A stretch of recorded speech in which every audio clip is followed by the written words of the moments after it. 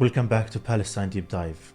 Today I'm joined by one of the greatest doctors I've ever met in my life, Dr. Omar Abdel-Mannan. He's a founder of Health Workers for Palestine.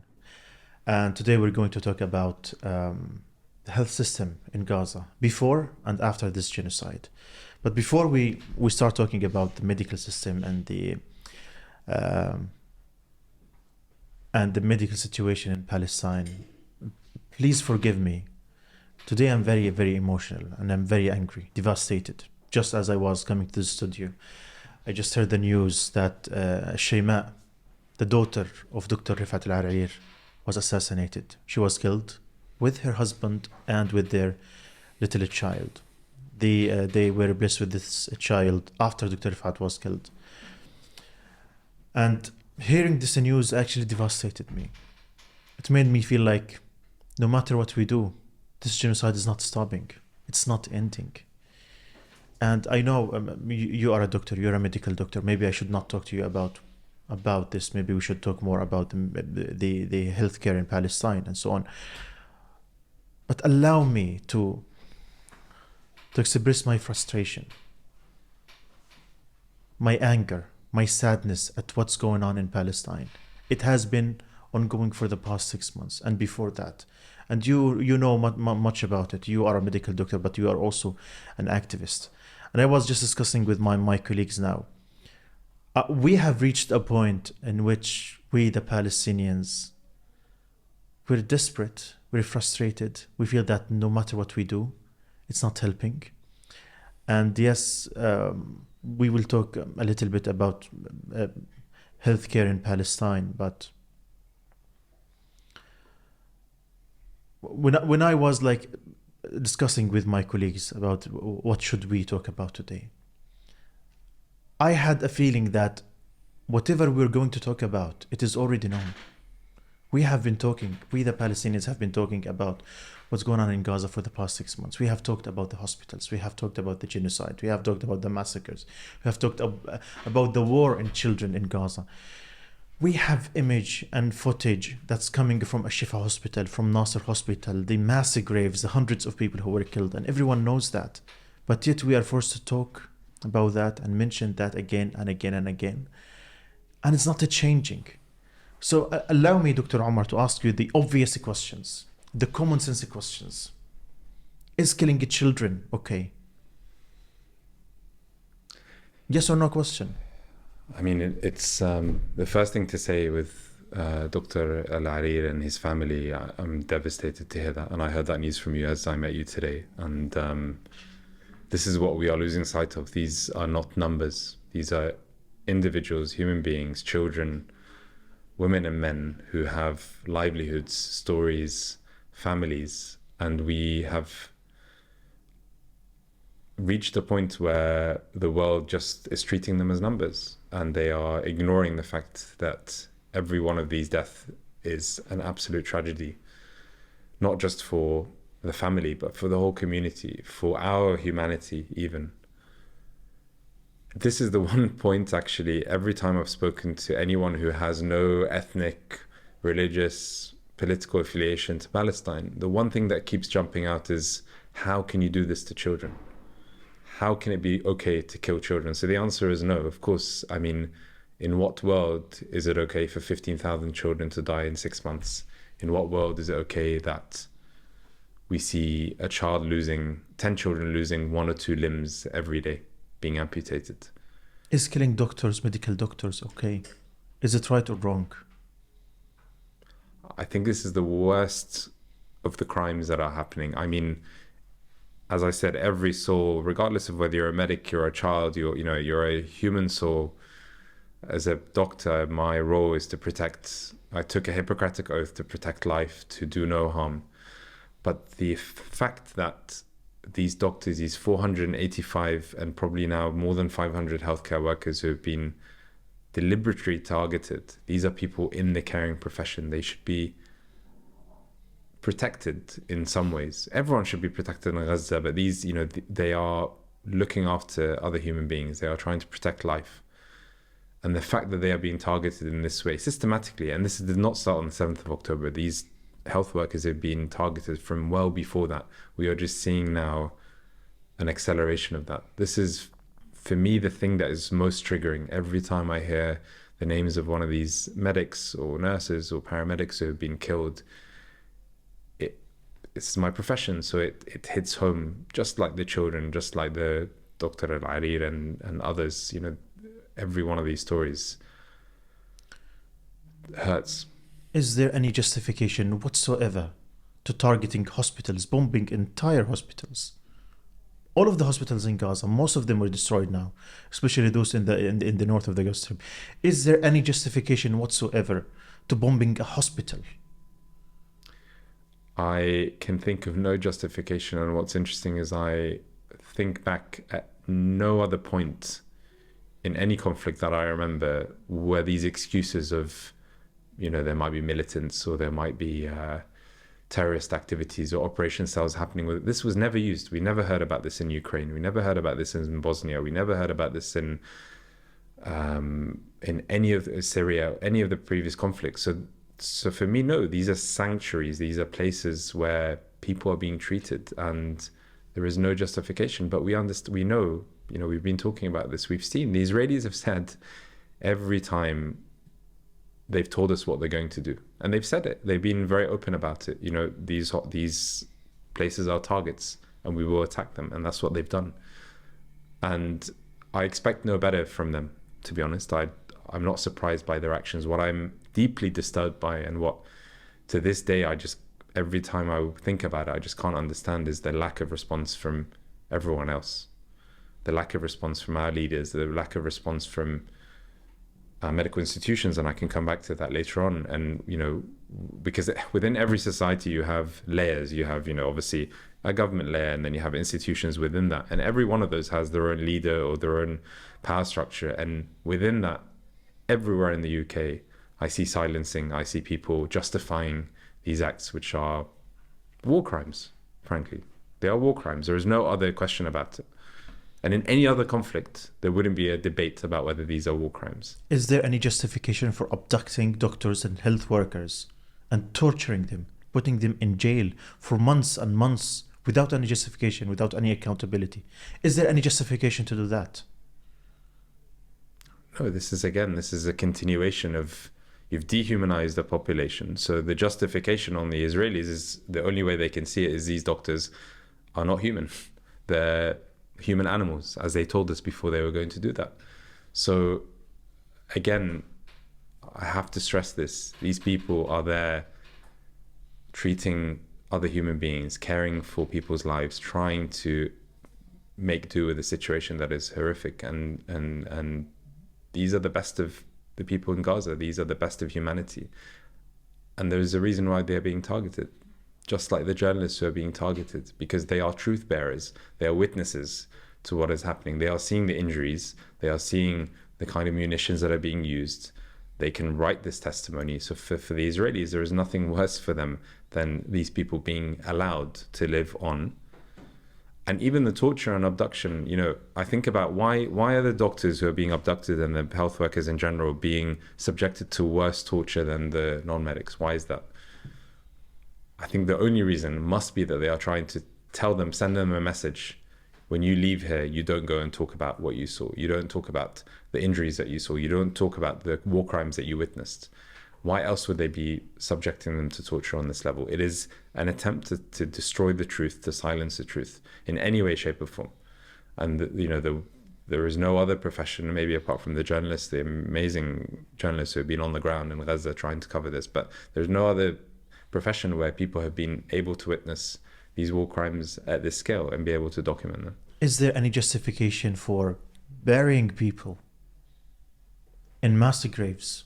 We have heard that more than 300 people were buried at the Nasser hospital compound. Many of them were buried alive while they were handcuffed. They were executed, they were buried. Some of them were alive when they were buried. Is there any justification for that? Some of them were wearing their scrubs. Some of them were on shift. And as you said, when I saw this news, I remember the first time I read it, 300 bodies or 280 bodies initially, that they said had been excavated. And I thought, I bet they had been buried alive. Before even the news broke out, I thought, I bet that's what they have done. Because every time there has been an atrocity they have committed, it's still not the worst atrocity. There is something hiding behind that. And on what level can you justify burying another human being alive, regardless of who you think they are? If you really want justice, if you think you're going after militants, then try them in a court. Don't bury them alive. But there is no justification, because we know these are civilians, human beings, children, medics, people in their scrubs, people who are, again, trying to do their day job. And their only crime was that they were doing their day job. Is there any justification whatsoever for using internationally prohibited weapon against the population in Gaza, the women, the children, the civilians? No. Is there any justification for bombing medical facilities, colleges that teach and train young people in Gaza to be doctors and health workers? And most importantly, why do I ask you this question? Why do we, the Palestinians, have to ask these questions and to tell the world that targeting a journalist is not okay, targeting a doctor is not okay, abducting a health worker is not okay, destroying a hospital is not okay? Why do we have to go through all of this process? Aren't we humans? Don't we deserve to be talked about like normally human beings? Why do we have to educate the world and tell the world about the massacres that's happening against the Palestinians in Gaza? Why do we have this conversation? Are we equal human beings? You hit the nail on the head. The problem is that the rest of the world doesn't view Palestinians as normal human beings. And this is 75 years of occupation. This is 75 years of dehumanization. This is what happens when you have built up a narrative continuously over decades of trying to pretend like these people are all terrorists, or these are all Hamas, or these are all... I mean, and we'll talk about this. I've been to Gaza many times. I've met these people. I've eaten, drank, played football with them on the beach. These are human beings just like you and me, and if not, superhuman beings. Many of them. You are not a Palestinian. You're a British. You're Egyptian. British, correct. And you went to Gaza. You've spoken with the people in Gaza. Do you think that the people who you met with, who you have eaten with, who you have spent time with, deserve all of this horror and suffering? People of Gaza deserve...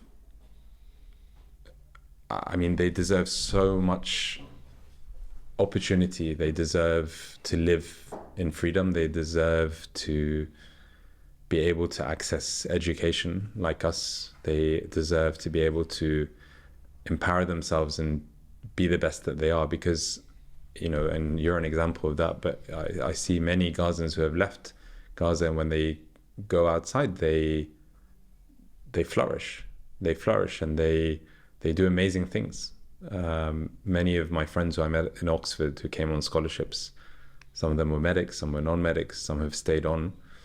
Every single one of them was the top in their field, in their study. So they deserve to be treated like the rest of us, if not better. And they have been subjected to, decades, 17 years of siege now, since 2006, 2007. This is unprecedented. And if anything, I would say they deserve more, because they've been undergoing essentially a siege for almost 2 decades with everything being controlled and lack of opportunities. And this in itself is just part of that dehumanization process that needs to be broken.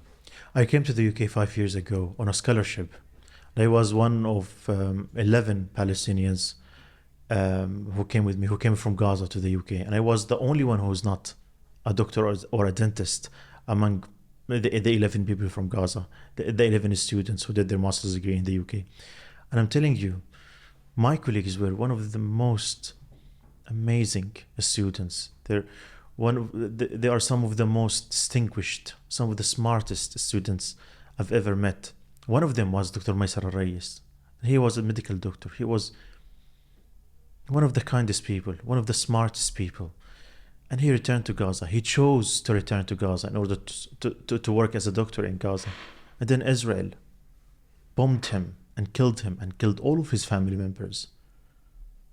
Maisara Al-Rayyes was one of my friends.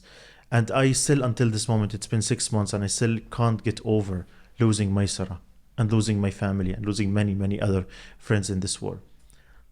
Have you met with Maisara? Yes, I met Maisara several times when I was in Gaza. I saw him in the UK as well when he visited, he was here studying at King's College, but he also visited Oxford. Professor Nick Maynard, who's my dear friend and mentor, talks a lot about him, and he sees him as, the Palestinian son that he never had. And as you said, he was an incredible human being. He was a beautiful soul. Everyone who talks about him, and even just interacting with him, I just remember it was just pure kindness in the way. And he was an excellent doctor, and he would have made an incredible doctor for years to come. And that is a tragedy, that this life was taken away, this opportunity was taken away. And, he's left behind a wife and child. And this, as you said, I think all of us, this is continuous, and there's many other names. Dr. Omar Farwana, someone who I knew very well, someone who is an incredible mentor, an incredible senior figure within the medical field in Gaza, larger than life. He used to always have us around his house. Every time we were there, we would have food on the table. He would invite his whole family. I would play football on the beach with his grandchildren. These individuals and how they contributed to Gazan society, and now that's all been taken away. That's all been destroyed. And we have to remember them. We have to honor them. And that is one of the big reasons why we started the vigils for Health Workers for Palestine. We did that because I knew these people individually. For me, I felt, if I'm not going to speak up, I have the privilege of having gone there, lived with them, eaten with them, spoken to them, communicated with them. If I'm not going to speak up and remember them, honor them in their death, then who is? So it was a duty. It was never it was an obligation. This is really interesting because you are a medical doctor, but you also identify yourself as an activist. Why would a medical doctor who lives and works in the UK, who could have a good life, luxurious life, go and spend his time doing activism? Why do you feel this is important for you?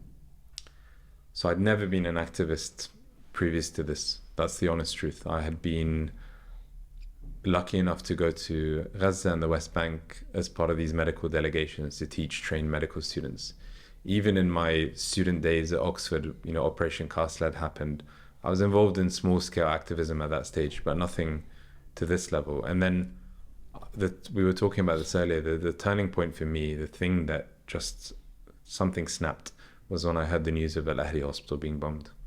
I was driving back from Oxford. I'd gone to see a very good friend of mine, Sir Ian Chalmers, someone who's again a mentor and someone who worked in Gaza in the 60s, and he had always told me about his experiences there. And I was driving back and he called me and he said, "This is the news I've just heard directly from Dr. Khamis Al-Laisi, again a very prominent figure in the Gaza medical system. 800 people have been killed by an airstrike on Al-Ahli hospital." And I didn't go to bed that night. I mean, I tried to sleep, but the whole night I was in turmoil thinking, how can they target a hospital? They've hit residential buildings, they've hit bakeries, they've hit sanitation plants, but now they're targeting hospitals. Have they lost their mind? And I woke up the next day and I had a very frank discussion with my wife. And I said, this is my duty now. I have to talk about this. I have to. And there were already people within the team, Professor Nick Maynard, Tanya Haj Hassan, and others who had started doing some media at that stage and talking. And at that point, I felt compelled. This is not something I can say. This is an innate feeling that I have to do something about this. And this is the only way I can do it. So that's where that started. Now, the kind of activism with vigils and protests and demos, that came about, a few weeks later. That came about in November. And that was in response to censorship. That was us trying to organize a fundraising event for Gaza in London, in one of the most prestigious venues, the Royal College of Physicians. Everything was sorted. We had people coming from outside, Professor Izzeddin Abu Leish, Dr. Musab Nasser for Fraser Scientific, so, international travels, and they arrived. And then we got a message from the Royal College saying, for security reasons, we cannot hold your event. 48 hours before the event with, sold out 400 people. Security reasons. Security reasons. Does that make sense to you? It makes no sense. And we spoke to them. We said, okay, if you're concerned about security, we can provide you with security. We have, and they said, well, that's not going to be good enough. There was no proper process. It was it's just a word that's thrown at you. And I wrote directly to the college president, and I said to her, please rethink this, because this A, looks terrible on your part, but B, this is censorship. This is unacceptable. Obviously, I had a typical, very sort of mild response for security, and they talked about security, but they also talked about the logistics and also not covering both sides. And both sides. This was a medical fundraiser for Gaza, for a charity, an NGO, to provide medical aid. What do you think the real reason behind banning this event? Well, we know that for them, the idea of us talking about Gaza, about humanizing Palestinians. What is so harmful about humanizing the Palestinians and talking about healthcare in Gaza? Because it humanizes them, and it goes against the narrative, which is a dehumanization narrative. It goes against, But these are doctors. These are health workers. All of their work should be about humanizing people, regardless of their color of their skin or ethnicity. This is what you do. This is the oath that you doctors do. Like, I was meeting with, I have many, many friends who are Palestinian doctors. And one day we had this discussion. If one day you were in a position where you found an injured Israeli soldier, will you treat him or not? And all of them said, yes, we will treat them because they are doctors. So I will challenge that with some stories that I've heard, which, it horrifies me. And you're right. As doctors, we take a Hippocratic oath. You'd think that we're all, we should treat life equally. But I have been directly heard stories of doctors within the NHS who have openly said, so I'll give you an example. The Royal College of Paediatrics put out a statement, which is a Royal College that I'm part of as a paediatrician, put out a statement saying the killing of children is unacceptable and children should never be a target. As a result of that, they had death threats to the president. They had attacks from the Zionist lobby. They had Jewish doctors coming in and basically saying you're not presenting both sides of the argument. And not only that, but they actually, and this is a prominent Jewish group. I don't know how to react to that. This is a prominent Jewish group within the bloc, said to them directly, their biggest issue was the fact that in that statement, they mentioned the 7th of October attacks and what's happening after. And they said, these should never be associated. These are separate. And the response was, what do you mean by this is separate? And they said, well, the 7th of October is a special case. And it's not an equal, you can't essentially treat Israeli lives equal to Palestinian lives. That was the kind of end. I don't think it was said in so many words, but that was the end message that was being said. So this is a doctor, a children's doctor, who looks after children in the UK. This is a criminal. In the NHS, would come out and openly say, I don't think Palestinian lives are equal to Israeli lives. No, this reminds me of Animal Farm, by George Orwell. When they say all animals are equal, but some animals are more equal than others. This actually applies to reality. In this era of time, they say that all humans are equal, but in fact, they mean some humans are more equal than others.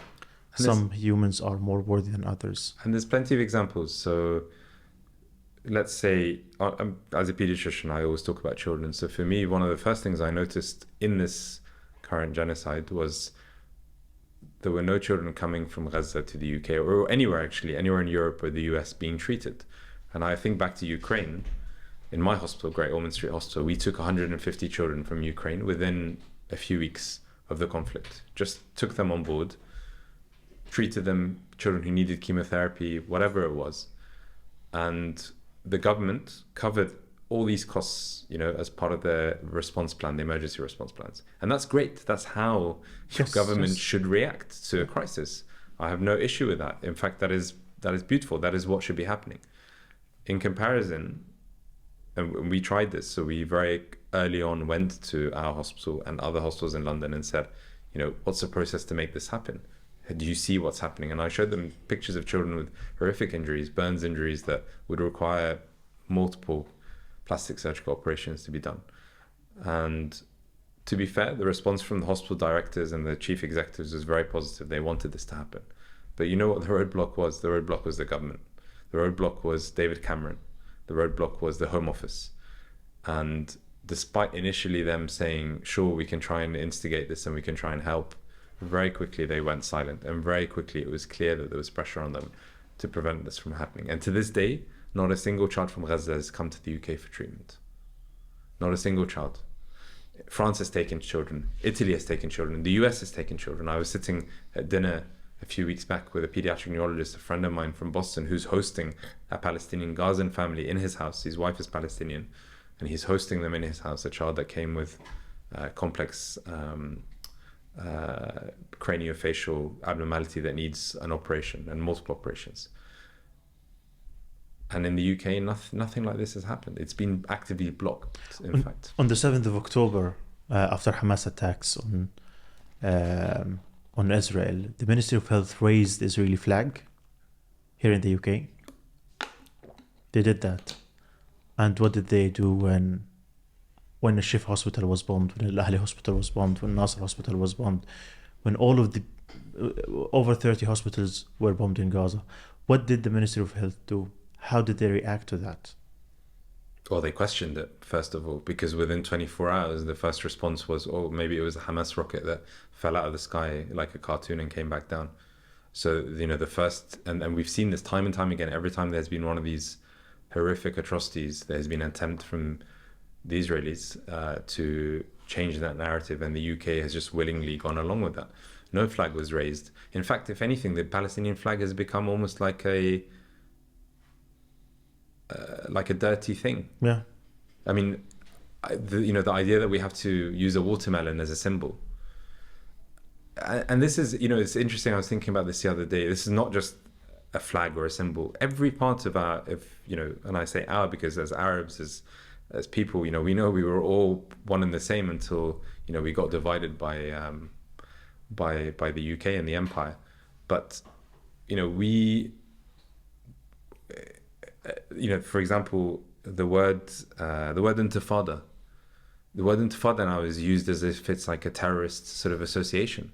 Like, you know, they now use it. I see in Piers Morgan, he's shouting, you know, how can you say the word intifada? It means uprising. It means uprising, yeah. Exactly, uprising. This is part of our history, our heritage. And they're trying to now turn all this history into just negativity and try to wipe it away. So, you know, you're right. I mean, there was no sign of solidarity with Palestinians when these atrocities happened. And the only thing that actually I feel in the last 6 months, at one point, for a very short period of time, when there was an actual uproar and proper uproar from Western governments, was when their own were killed, the World Central Kitchen. 7 foreign nationals, which is a tragedy and a travesty in itself. But it took 7 white people, essentially, to be killed for some sort of uproar to start appearing from within our own government and within our own power structures. And again, what happened since then? Has there been a full investigation into that? Have we heard about this since then? No, because, you know, then you had to worry about the Iran-Israel crisis. And the mass graves that we discovered, the Al-Shifa hospital and the Nasser hospital, they don't talk about it as if it's something normal. Killing the Palestinian children and women and men has become normalized here in the West, as if it's okay. It's like that it's okay that the Palestinians die. It's okay that the Palestinians are killed. It's okay that our hospitals are bombed. It is okay. How have we reached this point? Just on one point, I just want to mention, because you said the women, the children, the men, and I feel very strongly about this because they are all innocent people, but the men have also been subjected to, levels of barbarity. And we were talking about the torture and abduction and the sexual violence. I mean, how have we forgotten now that, early on, within the first few months of the genocide, you were seeing men stripped naked, medics from hospitals being stripped naked, Yes. and lined up and blindfolded and standing in football stadiums or in the streets, essentially lined up as if they were about to be executed. And we know that many of them were either executed, again, possibly buried alive. How have we come to this? We've come to this because we have allowed this dehumanization narrative to continue, and we've allowed Israel to continue with the impunity. Every time one of these crimes has been committed, every time a health worker has been killed, a hospital has been targeted. And when I say we, I'm talking about obviously the power structures, but I'm also talking about people who are neutral, people who are fence sitting, people who don't want to speak up. They see something like this, but something is holding them back. And I think we know what is holding them back. It's the fear of repercussions. It's the fear of being labeled an anti-Semite. It's the fear of, your job, your security, your life in the UK or in the West, or wherever you are. So I think it's twofold. We've allowed this dehumanization to continue, but we've also not been able to speak up because as a collective, there is still a silent majority that are fearful of the consequences, because we hear these stories of, in my profession, doctors being referred to the General Medical Council, losing their jobs, doctors who have been stopped from working or have been censored or have been threatened or been bullied at work for being outspoken. Many of my friends who are Palestinians actually, and they work in the NHS as doctors here, and they could be wonderful speakers, but every time I ask someone to speak up, they refuse. Why? They say because they fear that their GMC registration can be revoked. Do you know, in your experience, any of the doctors who you worked with who got punished for the work that they do for Palestine or for speaking up? So, I mean, I've personally, there's been repercussions against me. So for my work, I've had I've had a formal complaint sent directly to University College London, UCL, where I'm doing my PhD at the moment, to the head of the university for me organizing one of the fundraising events that we held, and for speaking up about the situation. And again, I've had the Jewish Chronicle threaten to write a piece about me, that I incite violence within the medical profession. But actually, on both of those accounts, I've been lucky in that we've managed to fight those back very quickly, and actually those people have just disappeared because there was no basis to what they were saying. But I know colleagues, I know nursing colleagues who are coming to our vigils who were abused in the corridor in their own hospital, labeled a terrorist, shouted at, spat at. I know of at least 2 doctors, one who was put on suspension from the GMC for a period of time whilst they were investigating. A dear friend of mine, also but in Canada, was put on forced administrative leave for 3 months from her job for doing media work. For literally just talking about her experience speaking to people of Gaza through Gaza Medic Voices and some of these platforms. So yeah, there's been numerous cases where we've seen people being reprimanded for speaking the truth or for speaking up for Palestine. For the past 6 months, we have seen a lot of images and footage coming out from the hospitals, from the streets, of different kind of injuries, horrific scenes. Like, for example, one of the pictures I keep sharing on my Twitter is that an old man who was 62 years old, and he was run over by a tank. So we also see burns. One of my nieces who first survived the war, she got more than 50% burnt in her body, and then she succumbed to her wound and she died. So we are seeing a lot of different kind of injuries, horrific scenes of injuries. How does that make you feel, seeing all of these injuries, all of these types of wounds, of children, of old men, of old women, of young men, young women? Do you think that Israel, in your view, do you think that Israel is trying to cause as much as death and destruction on the Palestinian people? Absolutely. I think the end goal is, we saw it today, the finance minister in the government came out and said we will destroy Gaza completely. Again, they've said this very clearly from day one. They said these are subhuman animals. We will attack them. We will take our revenge. We will make Gaza uninhabitable. Everything they have said, they have done. So absolutely, these injuries, when I see the children that are amputated, the children with the burns, a very clear example that haunts me till now is Lu'ay Sarhan. Lu'ay Sarhan was 3 years old.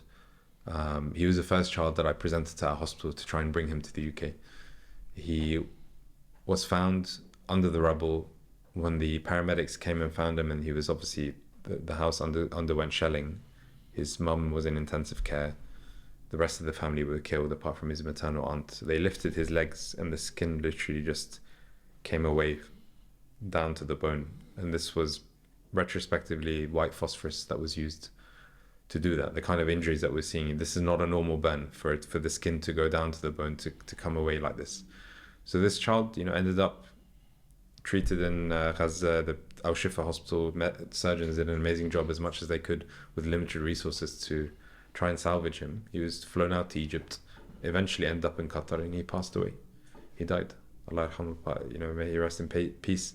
And that was in December. And when I still remember the image, I have that picture of his injuries. And I showed this to the chief executive of our hospital, and I said, just have a look at this. And he was gobsmacked. He sat, from standing up, he just fell to his chair. And this is an orthopedic surgeon who's seen trauma. He said, I've never seen these kind of injuries in children. These happen in Iraq and IED bombs, or these happen in conflict zones to combatants or young men. These shouldn't be happening in children. At the same time, I speak to my colleagues who have just come out from Gaza, Dr. Junaid Sultan and Dr. Khalid Saleh from Fajr, a large NGO that's just been in, and they describe they're seeing gunshot wounds to children as young as 3 and 4 to the head. Why would there be a gun pointed at a child's head of that age, unless you are firing to maim or kill? The injuries that that are being described are unprecedented. And I think not only are they trying to completely destroy and kill as many people as possible, but it's actually creating a population of people with disability. I think they are genuinely trying to disable. Why else would there be so many amputations? These children who have had multiple amputations, they will be a burden on society for decades, and we're talking about thousands of them. We're not talking thousands, thousands, tens of thousands, if not. We saw this in the Great March of Great Return, where they were shooting at the kneecaps.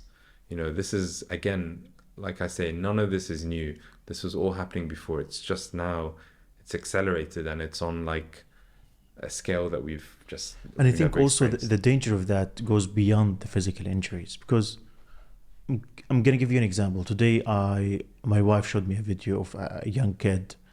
She was maybe 6 or 7 years old, and she was telling her story. And she said, "They killed my father, and then I saw my little brother, and he had his head cut off." And a little child, had to witness this happen to her brother, younger brother, and her father. And she saw that, and she's talking about it. How do you think that would affect her mentality for the rest of her life? This is the tip of the iceberg, and this is I call it the coming mental health epidemic that will result from this, because the trauma that these children are undergoing, and you see they almost age quicker than they do. You see children who I'm surprised at how young they are. You see the blonde child, I forget his name, who was, I think he was 3.5 or 4, and he's describing in detail his parents being butchered in front of him, and he talks about what he saw, and he's very articulate about what he's seeing. And they've had to age quickly because they are subjected to horrors beyond horrors. In terms of the long-term effects, we know this. We know these children will undergo, there'll be post-traumatic stress disorder, there'll be long-term effects, and this will affect their likelihood of getting an education, their likelihood of doing well at school, doing Of well having in a normal of life. having a normal life, of not suffering from depression, anxiety, whatever it is that comes down the line.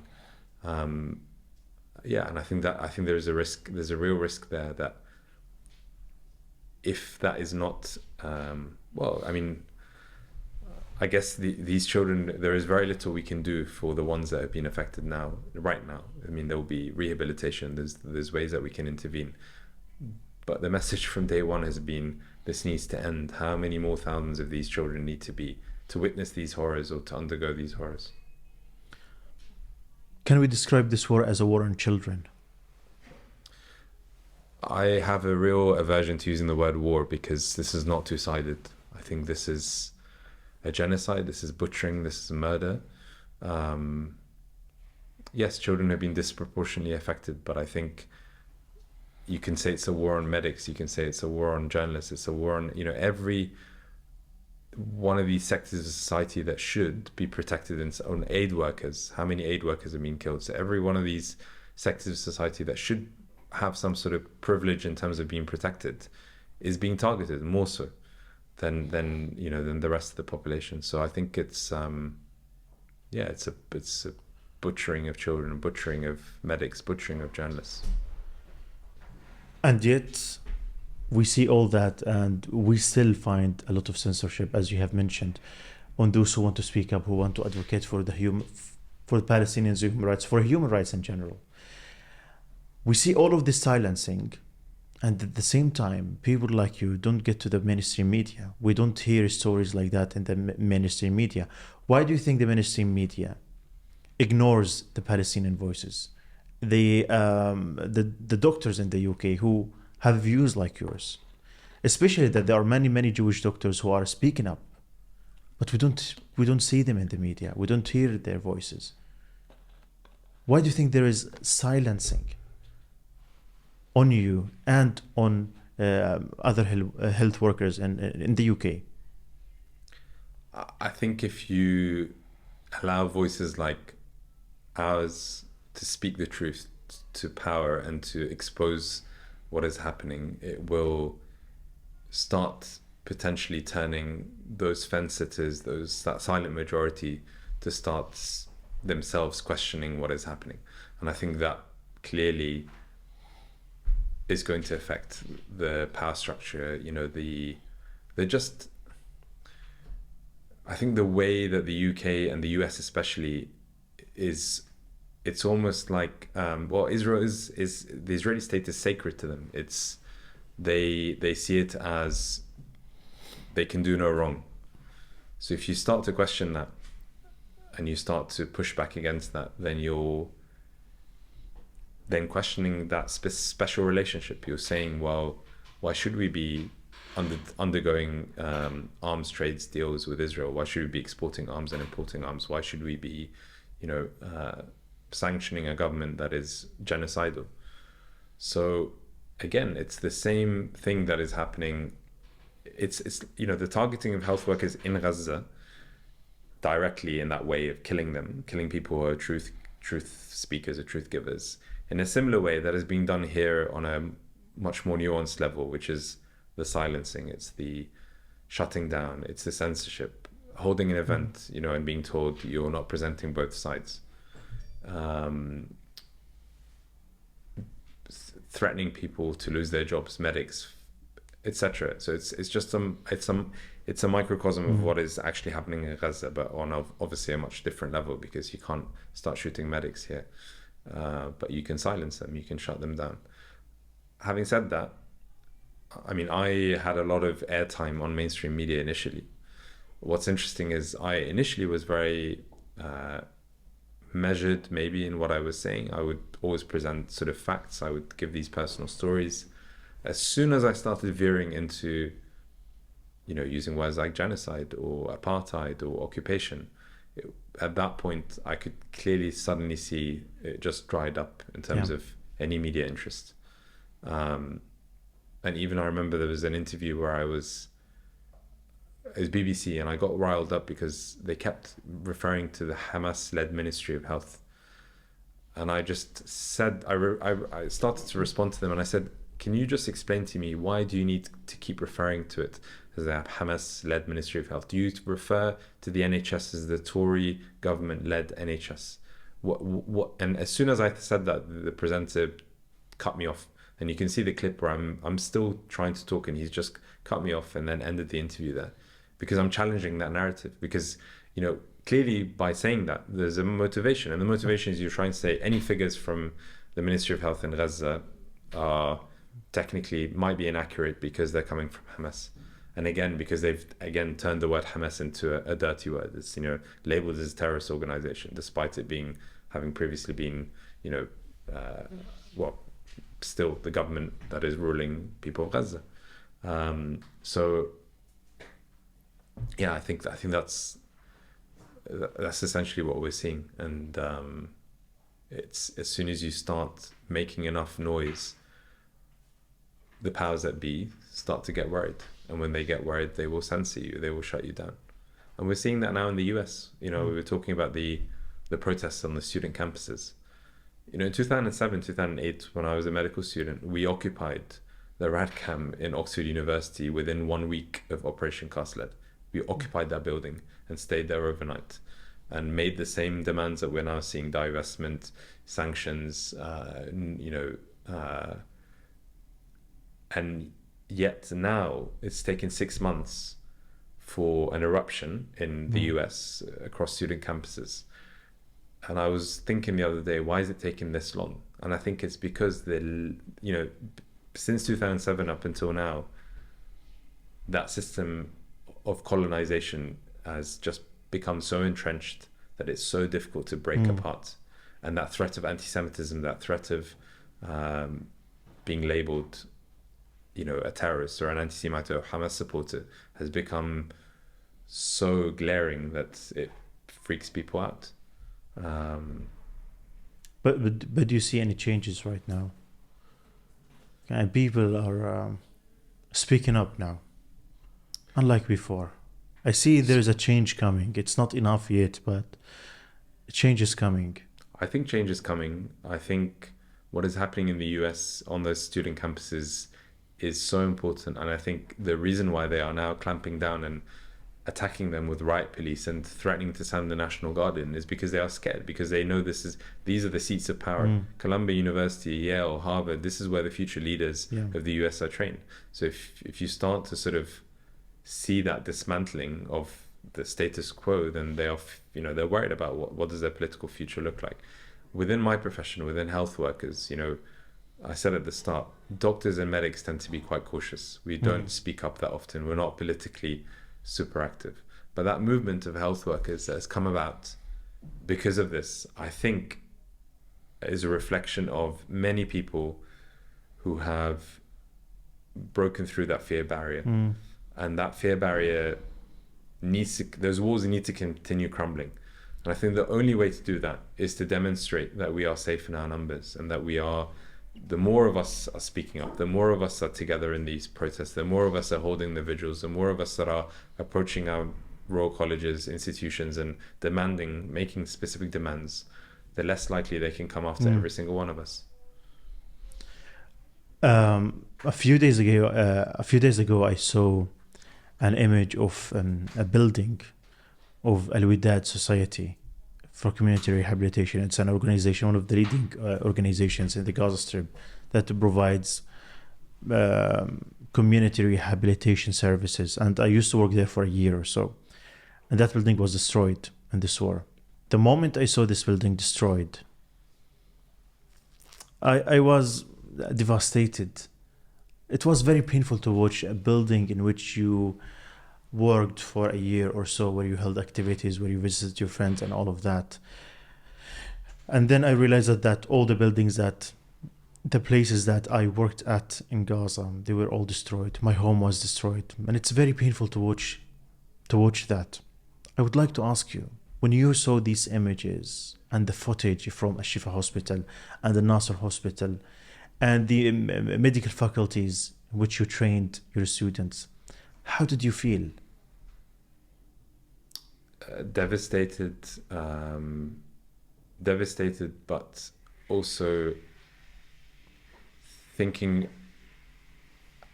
This is extremely painful to watch for myself, who's only visited those places maybe once a year, spent 2 to 3 weeks there at a time.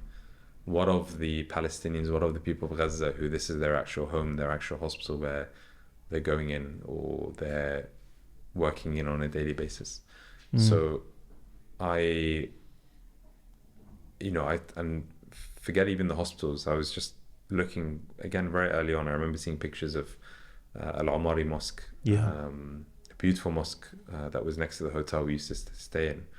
And we'd go there and pray Maghrib and pray Isha and come back. And I saw that destroyed. And it was very triggering because I still remember the memories of sitting there, speaking to the medical students who were with us.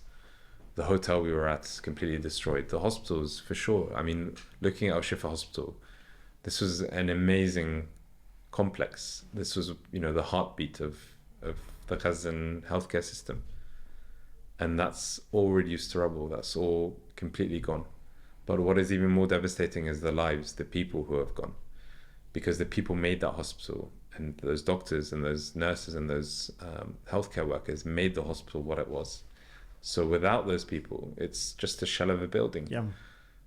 So as painful and as sad it is to see buildings destroyed, what hurts even more is just knowing that every one of those attacks involved people that either I know or people that, in my profession who have been killed or exterminated.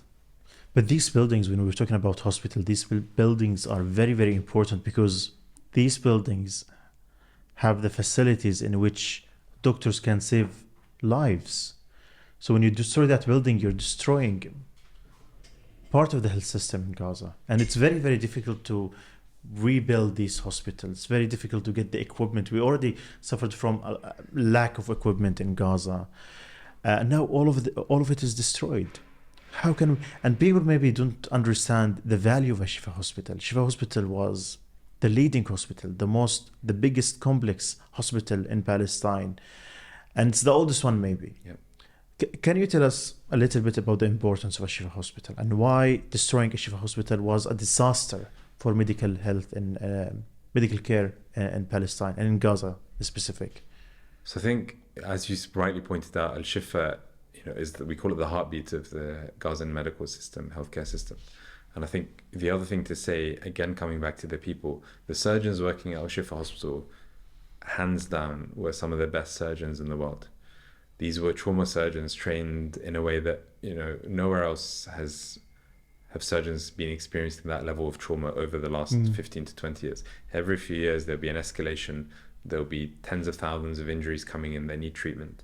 Dr. Ghassan Abu Sitta very clearly talks about this. He's gone and trained surgeons in there, and he said many of these surgeons were top of their field. These are people who, if they were outside Gaza, they would be leading the chief of staff of, MGH or the top universities, the top medical schools in the West.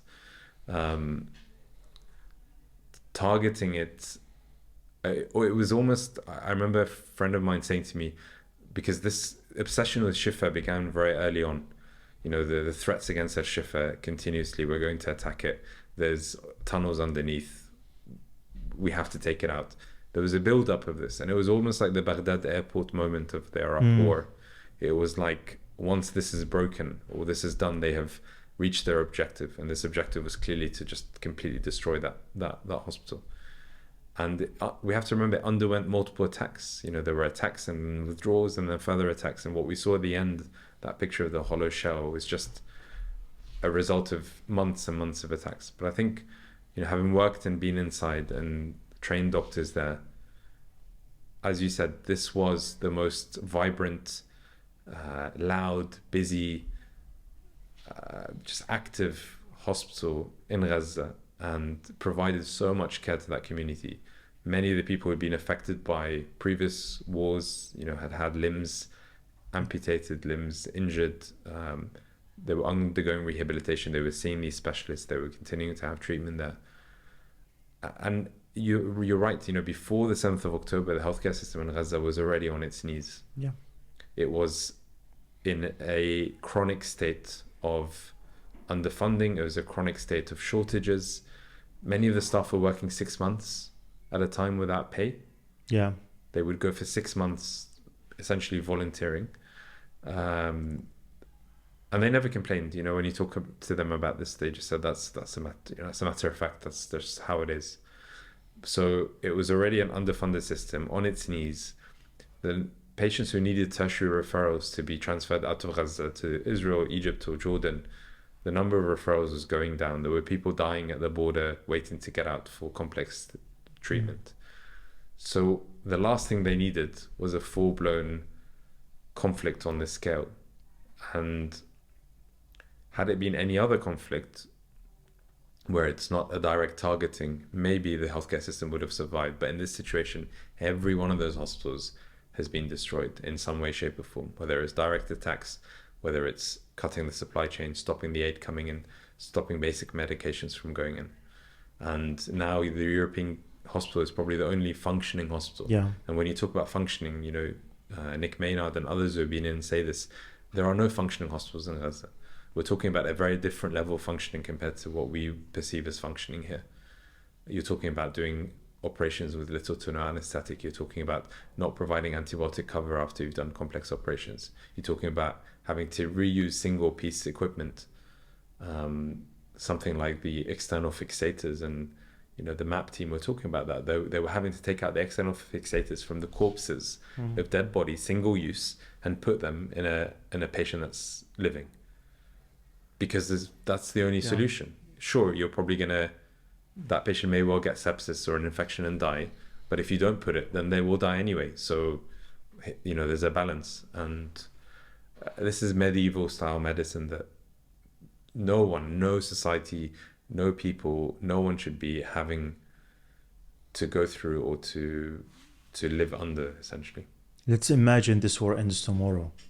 How many years will it take Gaza to revive, to rebuild its healthcare system? The whole of Gaza needs, I mean, it's decades worth of work, and that's just touching the surface. We don't even know, we don't even have proper analysis of what's there and what's left behind. I mean, the north and the center of Gaza are very difficult to access. The little that we know is based on NGOs that have gone into the south of the European hospital at Rafah. This is going to take billions of dollars worth of money to reconstruct not only the buildings that have gone, but the whole healthcare system from a primary care level. We have to remember, you know, the Palestine Medical Relief Society, the most prominent organization that has been doing primary health work since the 70s under Dr. Mustafa Barghouti. You know, they have been attacked. These were providing very key services on a public health community level. These have been attacked. Their centers, their staff, since day one, they're decimated. And this is just one NGO of dozens, if not hundreds. So this is going to take a mammoth task of NGOs going in. And the problem is, we see this even now. There is very little to no coordination at times when these NGOs are going in. There is no clear plan. There is no day after plan. We keep talking about the day after, but there really isn't a plan there as such. Even the people making the decisions about what happens the day after are not talking to the Gazans themselves. They're making those decisions on their behalfs. You know, they're going to the US and they're sitting in rooms with maybe the Palestinian Authority at best, probably the Egyptians, and maybe some other authorities, and saying this is how we plan to rebuild it. But what about the people of Gaza who have undergone this? What do they want? How do they want to see their whole area restructured and rebuilt? What is your message to the doctors who are aware of the situation and they are still afraid to speak up? I would say to them, there are many examples, you know, myself and others, many examples of us who have put our head above the parapet and been able to speak up. And because of the fact that we are on the right side of history, we are speaking truth. We are not saying anything, frankly, controversial. You know, we are safe in our numbers and we need to keep pushing. And I don't expect, when I say people speaking up, I don't expect everyone to go on television and give interviews. I don't expect people to go and give speeches at rallies. You know, every one of us has a different skill set. some of us can do work behind the scenes that can help this movement. And this is a growing movement. You know, the Health Workers for Palestine group is now thousands of people across the world, hundreds of whom are in the UK.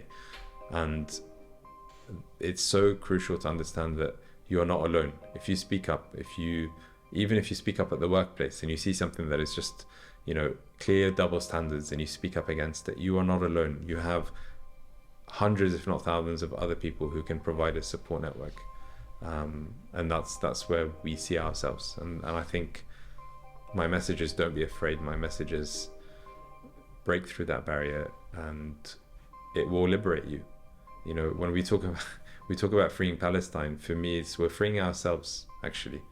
We're decolonizing ourselves from that mindset of, you know, whatever the West or whatever the government has told us how we should act or how we should be. This is the most important thing. You're actually, you know, you are freeing yourself from that sort of that dogmatic mindset. Dr. Omar Abdel-Mannan, thank you very, very much for joining us today. Thank you so much for having me.